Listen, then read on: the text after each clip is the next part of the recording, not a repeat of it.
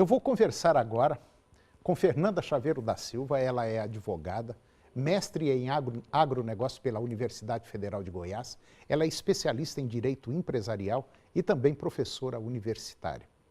Doutora Fernanda Chaveiro da Silva, bom dia. Bom dia, Antônio. Tudo bem? Tudo ótimo. Doutora Fernanda, dentro das leis trabalhistas que tiveram alterações agora, passaram por um processo de alteração, nós temos o banco de horas.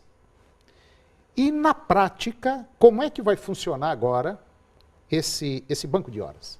Na prática, o banco de horas ele já existe. Existe, sim. Sim, e ele consiste na transformação das horas extras prestadas pelo trabalhador em períodos de descanso. Ou seja, o empregador, o patrão, ao invés de pagar aquele trabalhador pelas horas extras prestadas, o empregado ele vai converter, vai transformar essas horas extras em um período de descanso, em um período de inatividade em que ele não vai poder prestar os serviços, sendo que ele não vai ter prejuízo algum no seu salário.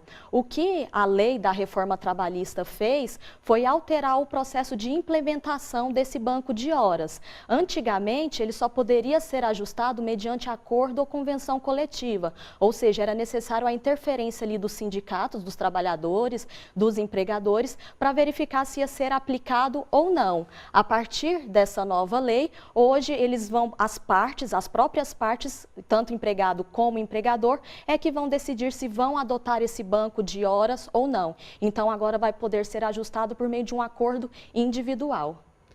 Quer dizer, mas de maneira geral, parece que o trabalhador vai perder dinheiro, né, com isso. Porque eu trabalhei, por exemplo, eu fiz 24 horas de hora extra, um exemplo.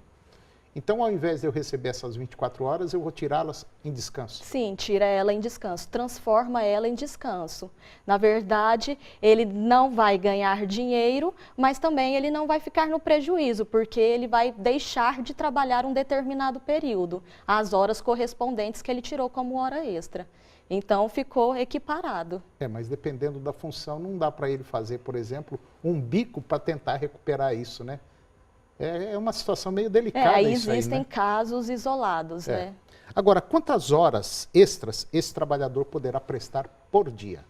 Como regra geral, todo trabalhador regido pela CLT, ele tem que prestar 8 horas diárias, totalizando 44 horas semanais. Em se tratando de horas extras, pode ser acrescido às 8 horas diárias mais 2 horas. Ou seja, o trabalhador que vai prestar hora extra, ele pode trabalhar aí até 10 horas diárias, sendo 2 equivalente às horas extras e 8 horas equivalente à jornada normal dele de trabalho. Não pode fazer mais do que 2 horas. Existem algumas exceções, mas o que prevalece seriam as 10 horas diárias. Ah, entendi.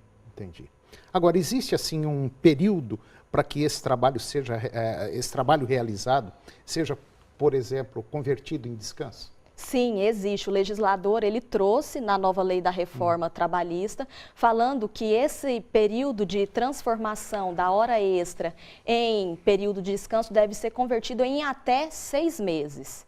Então, nós temos aí 6 meses para que haja essa transformação das horas extras em período de descanso e em período de inatividade. Sendo que não existe um período pré-determinado, vai depender mesmo da demanda do serviço, que na prática é muito bom para o setor agrícola, né, para o setor rural, uma vez que existem algumas épocas do ano em que os trabalhadores precisam trabalhar mais durante determinado período e existem outras épocas, outros meses, em que o trabalho ali pode ser reduzido. Então, querendo ou não, ficou bom.